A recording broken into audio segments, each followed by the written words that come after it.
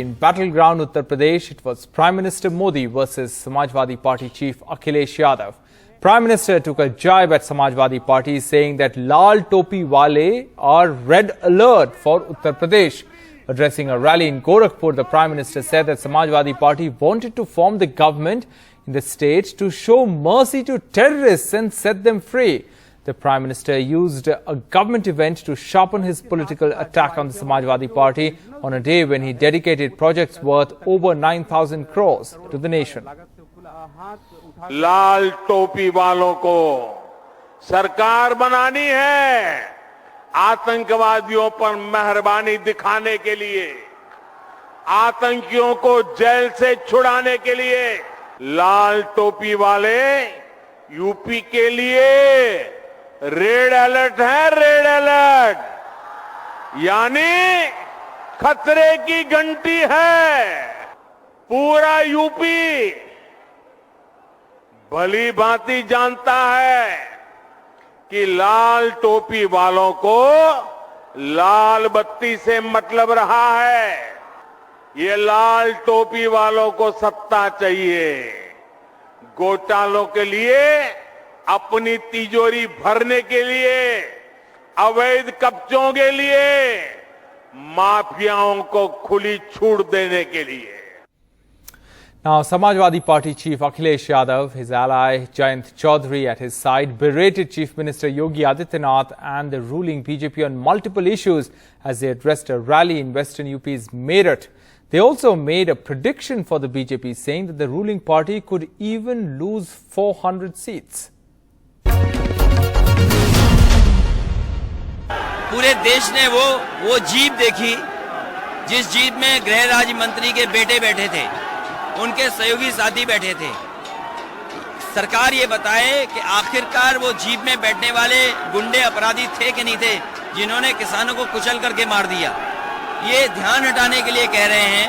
और भारतीय जनता पार्टी बताए सूची जारी क्यों नहीं कर रही है कि वो जो उत्तर प्रदेश में माफिया उनकी सूची जारी करे, और साथ ही साथ मुख्यमंत्री जी अपनी सूची जारी करें कि उन पे कितने मुकदमे थे जो उन्होंने मुकदमे वापस लिए। मुझे ये बताइए आप दोनों कि सीट शेयरिंग के बारे में तो अभी तक कोई बात हुई नहीं है। ये नहीं पता है कि आप कितनी सीटों पे लड़ेंगे, आप कितनी, क्या पता हमारा आपस में तय हो। अच्छा, तय है 403 पे लड़ेंगे, 403।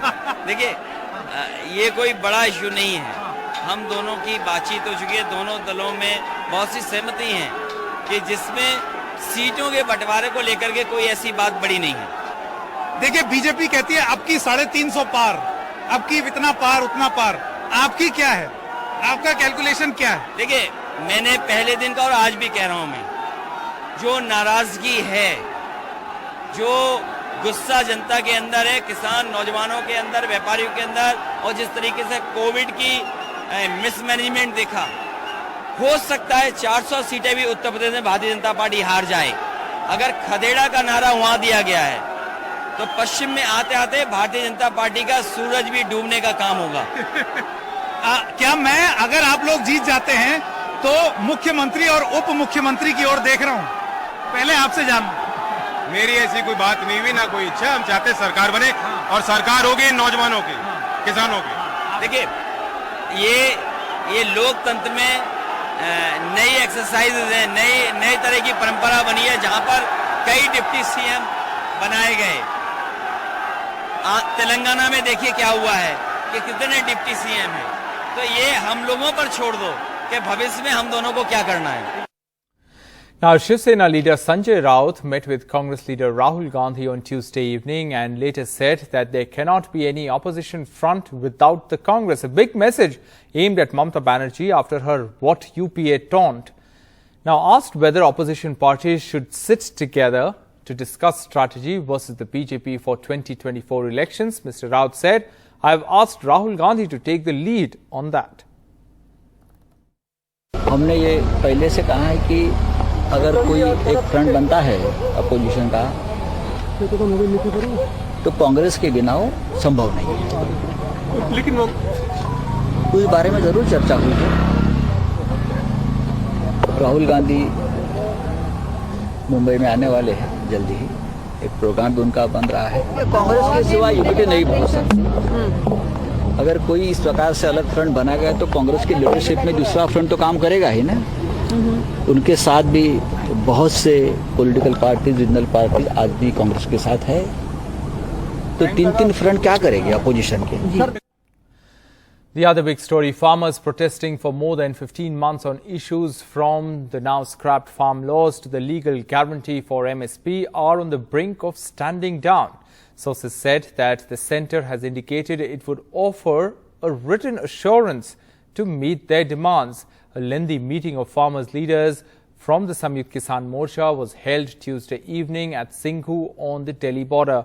The meet to consider the centre's offer concluded without an agreement on how to proceed and will resume at 2 p.m. again on Wednesday. I can confirm that finally we have a written response and proposal from the Government of India, from Home Ministry, and we have had detailed discussion on this. The discussion remains inconclusive. We will resume at 2 o'clock tomorrow, and hopefully we would arrive at a constructive solution. And I'm sure we would be able to take a final view on this. But it's not just one issue, it's not merely ego. Something more and something substantive is at stake here. Now shifting focus to Nagaland and our special report. In Nagaland's Oting village, grief has many faces. A woman widowed 12 days after her wedding. A father battling cancer. A mother who thought her sons would look after her in her old age.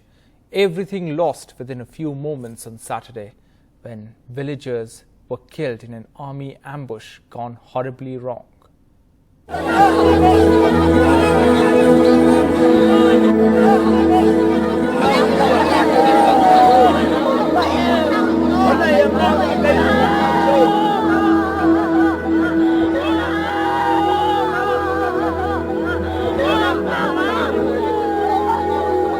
A final farewell for the 12 young men, all innocent civilians who were shot dead in the botched army ambush on Saturday by soldiers of the elite para-special forces of the army.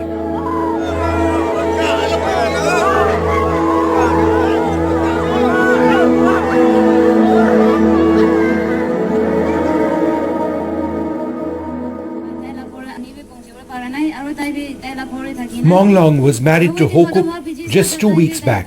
Her husband is now dead. One of the 12 villagers who were shot dead when they were mistaken for militants who the army special forces were tracking.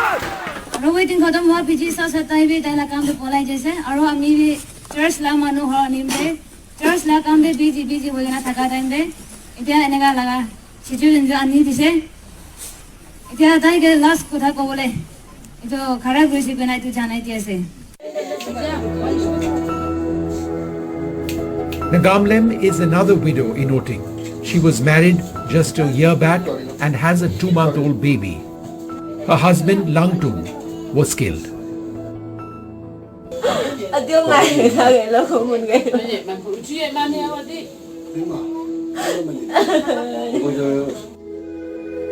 A few houses away, Chemwang, a cancer patient, doesn't know who will help him now.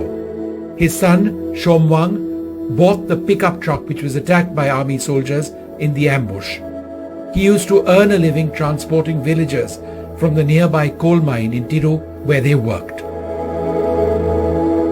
Aro amilaga sokra enaga morai dia nimido amido bisi mondok lagse etia ki koribona kinaga thakibona amido enaga oposta de ase ki koribole bi mon nai phamna te eku nai moi pagla nesena moi do enaga hoi jaise.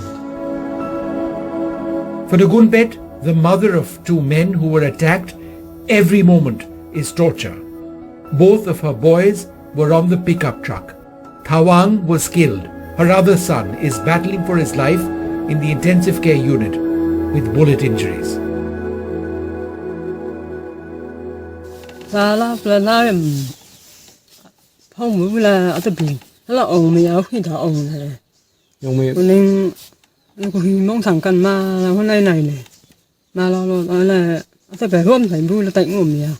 The funeral of all 12 men, which was held yesterday, was attended by the Nagaland Chief Minister, whose cabinet is now writing to the centre to repeal the controversial Armed Forces Special Powers Act.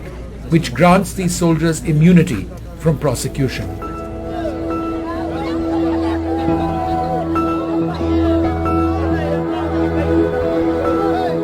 But for the families of those who have lost so much, any change in this law, which has been resisted for years, will be far too little and far too late. With Manno Wang now in Oting village, Nagaland, and Ratnadeep Chaudhary in Guwahati, Vishnu Shom for NDTV. The Nagaland cabinet has now decided to ask the centre to revoke Armed Forces Special Powers Act. We took a decision asking Government of India to repeal the Armed Forces Special Power Act in the state of Nagaland. Not only in Nagaland but Northeast, but it is been seen in the WhatsApps, the video clippings. So it is inhuman, and it is a coward action. I think Honorable Home Minister must be telling what report he got from the army. All right, now let's shift focus to COVID and Omicron variant. One of the first people to test positive for Omicron variant in the country was from Bengaluru. The patient, identified as a doctor, was due to be discharged on Monday evening but will now continue to remain in the hospital as his RT-PCR test confirmed positive for COVID again. My colleague Shrija has this report. In a major relief in Bengaluru, 5 COVID-positive contacts of India's second Omicron patient do not have the highly infectious variant. However, the doctor himself has tested for COVID once again. The doctor, a resident of Bengaluru who tested positive for Omicron variant, was due to be discharged on Monday, but he tested positive again. What is worrying is that for about 5 days between November 27th and December 2nd, though the doctor continued to remain positive, he was discharged and was advised home isolation. However, he was readmitted on December 2nd after the genome sequencing results showed positive for Omicron variant. Soon after the doctor had tested positive for Omicron variant, a total of 13 primary and 205 secondary contacts who had come in contact were subjected to test. While 5 of the contacts tested positive for COVID, the test results of the rest were found to be negative for COVID-19 and were advised home isolation. After I had all these symptoms, isolated myself in the room. I didn't come in contact with any of our family members. So next day morning around 8 o'clock, I went to the hospital, get tested, both RAT and RT-PCR. Both were positive. One would expect as a doctor he would have been very cautious and he would have quarantined himself even after discharge. The reason I'm saying that is, I think the whole world over we are all very clearly aware about its increased transmissibility, and more so considering that a genomic sequencing has been sent, which means doctor himself would be possibly aware that Omicron is high on the suspicion, and he would have possibly exercised due diligence in quarantining himself after discharge from the hospital and making sure that he is not come in contact. So was there a botch-up in the containment of the Omicron variant? Those were early days. I would put it this way, that if one is a contact of a Omicron, then yes, we should always keep them in institutional isolation till it is confirmed that it is not that variant and something else. Everywhere we cannot automatically say go and institutionally isolate because we really don't know the strain. All we've been requesting is that the genome sequencing labs give these results a bit early, maybe in 2-3 days. Till that time at least we can monitor the home isolation and ensure these patients don't come out. South Africa, being a high-risk country, was not declared, but in spite of that he was kept in surveillance. 5 of the contacts have traced positive. So far there is no indication that it is Omicron. While the health department has dismissed the botch-up by the government as early days of Omicron variant, what we could heave a huge sigh of relief is that the results of the genome sequencing of those 5 COVID-tested positive patients who had come in contact with the doctor have not shown any indication for the new variant. In Bengaluru, with camera person Kumar, this is Shrija for NDTV. Now, Maharashtra has reported 10 cases of the Omicron variant so far, and the state is now putting in place systems to ensure that there is no further restrictions or shutdowns as a result of the emergence of the new variant. Cabinet Minister Aditya Thackeray has written to the Union Health Minister with 3 suggestions to ensure ample protection. Saurabh Gupta has this report. So I've written to the Union Health Minister on 3 points. One is, of course, to reduce the minimum vaccination age to 15 from 18. This will help us better protect college-going students and 10th standard kids.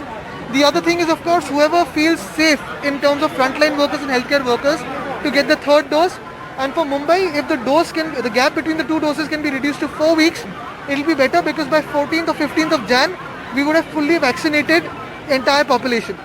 A list of demands from Maharashtra, worst hit by COVID and now with the most number of Omicron cases. Reducing age for eligibility of vaccines, reducing gap between doses and a booster dose for frontline and healthcare workers is among the suggestions. The Indian Medical Association, in a note on the Omicron variant, says that children are getting infected in South Africa and ICU admissions are rising. Possibility of enhanced infection in the pediatric age group is inevitable, says the IMA. And it also asks the government to expedite vaccination of 12 to 18-year-old children to protect them.